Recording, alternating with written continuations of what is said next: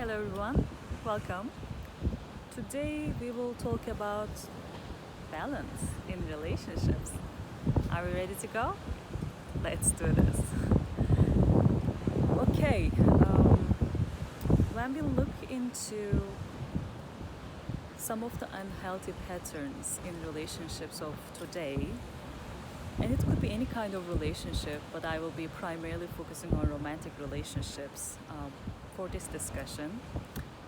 We see an imbalance of energies, an imbalance of the feminine and masculine energies of creation in the individuals. Just to articulate what I mean, although there is no universal type of an imbalance, I will be articulating one clear example where we can see many demonstrations of this in the world today.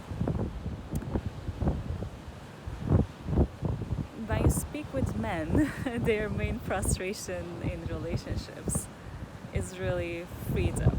They feel like the relationships are giving them so much constraints, they feel like it's chaining them. So the main search for men in unhealthy relationships is freedom.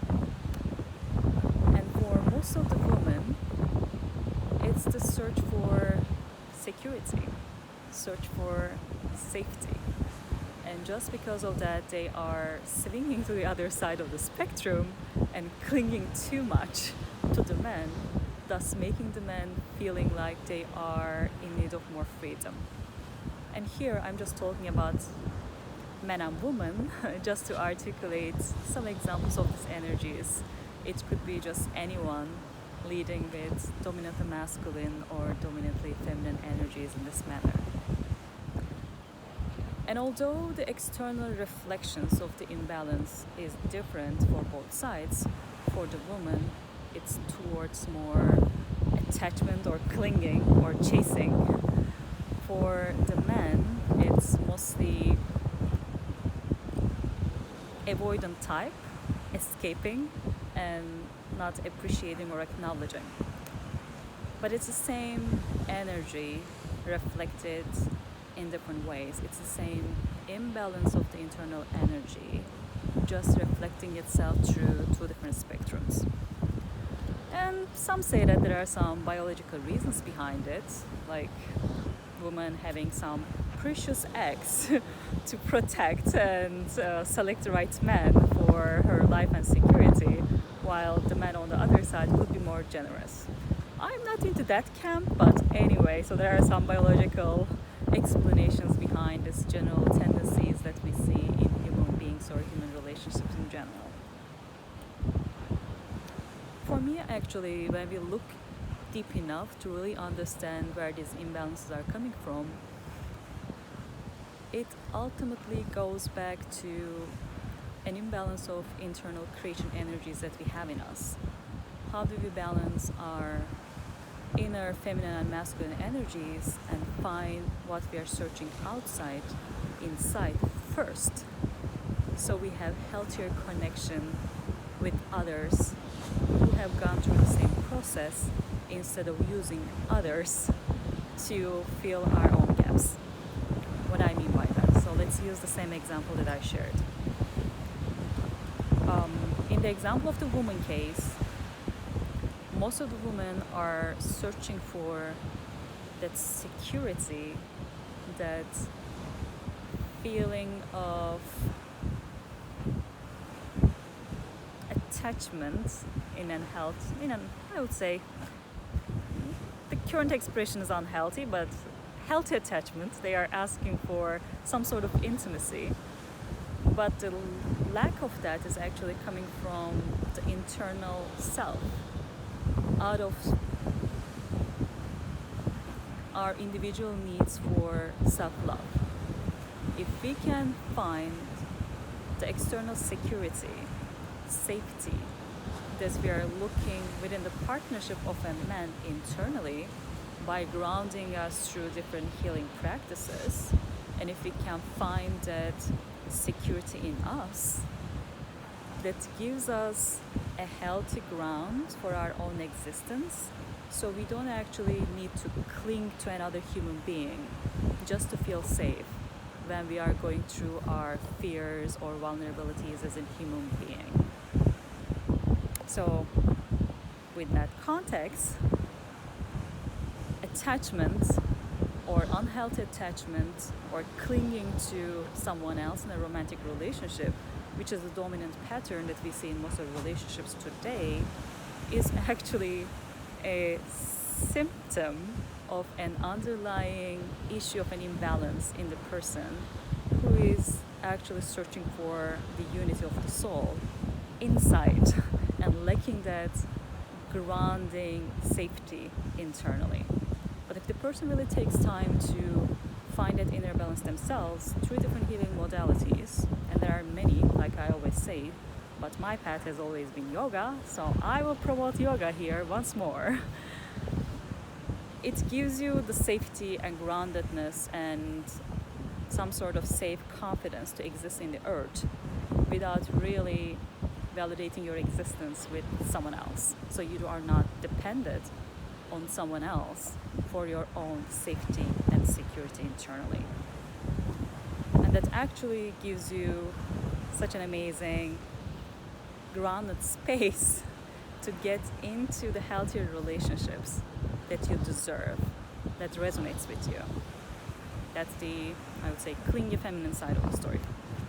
If we switch to the avoidant masculine side of the story, the runner types, the avoidant types, it's, to me, the same imbalance of the energies reflected in a different manner. In a different manner because, again, what is the man escaping from?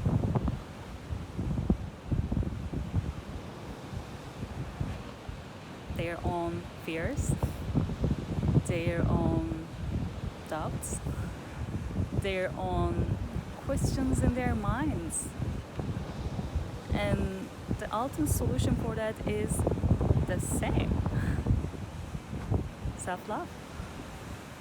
How can they love themselves better? So they internalize the freedom that they are looking for outside, or blaming others for the freedom that they're searching for. Because true freedom is only achieved internally. And it's an amazing feeling, it's an amazing goal and aspiration that we strive for as human beings. But it only comes through total responsibility, total honesty, total transparency, for acknowledging that we create our own realities.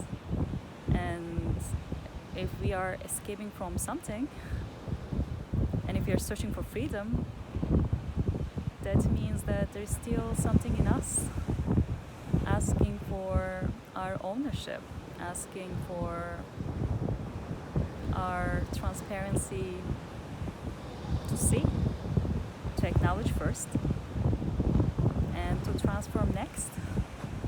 And that can only be done again through self-love. How can you love yourself, find that inner love, through that love transform all the things that you think is preventing you to be free, find that inner freedom in you, so that you can see your inner beauty reflected in the eyes of another person. And this time, instead of not appreciating it, not acknowledging it, you just see the beauty and feel happy for what you have discovered, what you have achieved in you, and how that's actually reflected in your outside life with someone else's appreciation of what you have. To me, that's the other side of the masculine story, but still searching for the same self-love in a totally different manner if we think it this way, it's two different extremes of the same imbalance. On one side, clinging, searching for a false sense of safety and security on the woman's side or the feminine side, and on the masculine or the man's side, searching for freedom in the form of running or escaping, not knowing that what they're escaping from is actually their fears and illusions for love, for intimacy, and not really seeing their responsibility in the overall spectrum. If we see this particular example, which is only one example of imbalance of energies in us, we can actually easily find the right balance. How can we find that unity that we are searching outside, that we are projecting outside, internally in us? Oh, my phone got excited. Sorry for that. Okay, how can we find that self-love inside first? So we are not really projecting our needs externally, but we are integrating everything in us that brings safety and security and healthy boundaries for the feminine energy, and for the men, bringing the inner freedom and freedom to choose to be with someone else out of their own integrity. Magic, isn't it? The challenging part is really doing the work for that integration. There is no one clear path that's working for all. We all might be called to do different things for healing. In that way, I would like to invite you to listen to your heart and listen to which different path and modality of healing is calling for you. One way of understanding where you are in the process is actually looking into your life, because I think our lives are the best mirrors. We are all vibrating energy beings, and once we heal, once we get better in the healing work, the people that we attract to our lives, the circumstances that we attract to our lives, also turn out to be resonating with where we are in our own journeys. So in that manner, regardless of the tool, you can choose different paths, and you can just have a reflective and observant lifestyle to really see what you see in the mirror of your life and what is reflecting back to you. Do you still see the same chasing patterns? Do you still see the same running patterns?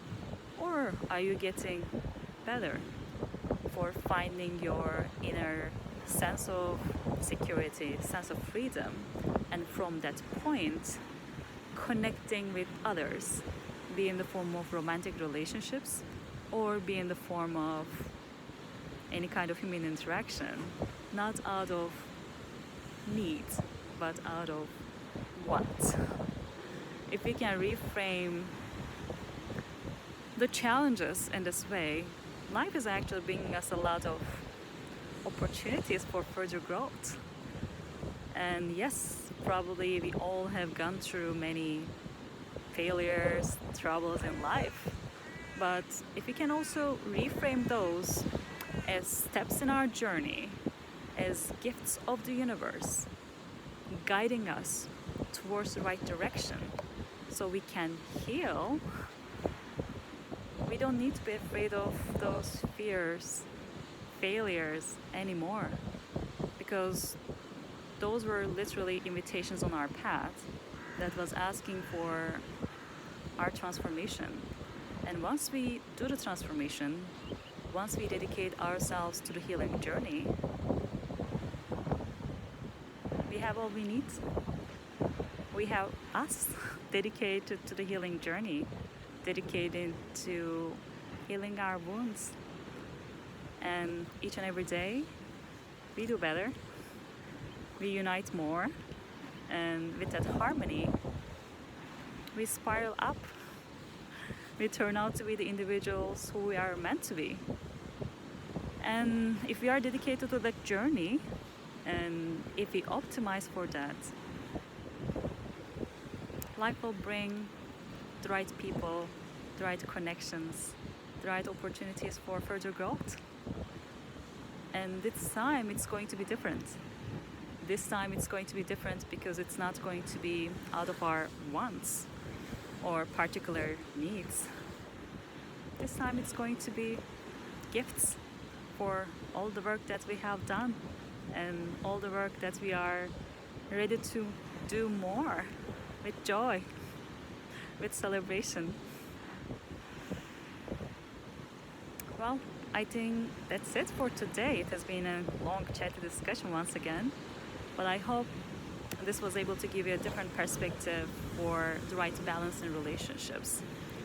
And the invitation here is really asking, how can we find what we are searching outside, inside first, and balance the energies internally so we can attract the right people, right relationship, right opportunities in our lives? Can we do that? I think we can. And that's right. I think it's worth it. See you next time. Bye.